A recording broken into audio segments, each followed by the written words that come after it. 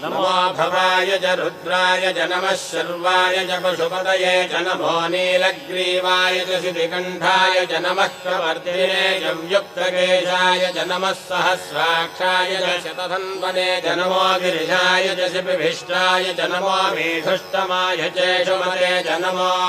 ह्रस्वाय च वामनाय च नमो बृहते च वर्षीयसे च नमो वृद्धाय च संवृद्धने च नमो अग्र्याय च प्रथमाय च नमः आशवे च जिराय च नमः शीघ्रियाय च शीघ्राय च नमः ऊन्याय च वस्वन्याय च नमः स्रोतस्याय च दीप्याय च नमो ज्येष्ठाय च कनिष्ठाय च नमः पूर्वजाय च परजाय च नमो मध्यमाय च पगल्भाय च नमो जघन्याय च बुद्धियाय च नमः श्रोभ्याय च प्रतिशल्याय च नमो याम्याय च क्षेम्याय च नमो